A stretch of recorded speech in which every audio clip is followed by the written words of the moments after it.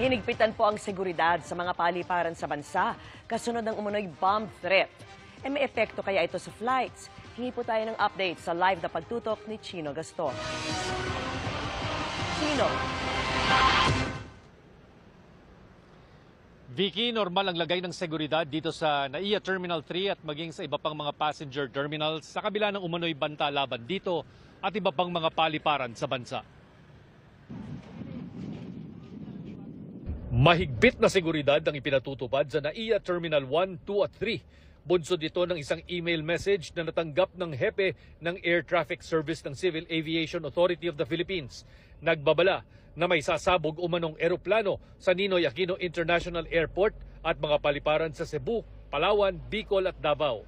Bagamat walang nakikitang basehan ng kaap sa banta, hindi raw ito pwedeng baliwalain.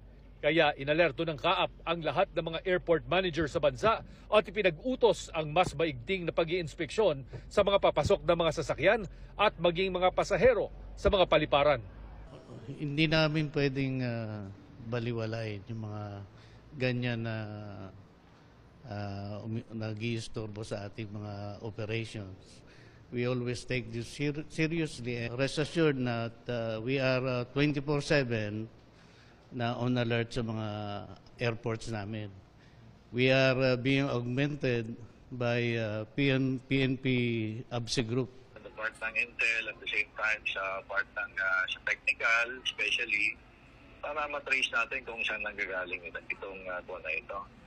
Dito sa NAIA, nagdagdag din ng mga foot patrols, K9 units para magpatrolya sa palibot ng NAIA. Nagdagdag din ng tauhan ng PNP. Pero walang ibang dagdag sa screening ng mga bagahe at katauhan ng mga pasahero sa pre-departure areas. Sa pahayag ng Manila International Airport Authority, wala raw inaasang pagbabago sa mga schedule ng flights dahil sa paghihigpit. Bago nito, isang bomb threat sa Bicol ang naging dahilan sa pagtigil ng isang eroplano at pagbaba ng mga bagahe sa runway dahil sa nakitang bomb note umano sa palikuran ng eroplano. Pero sa pag-iimbestiga, wala namang nakitang bomba.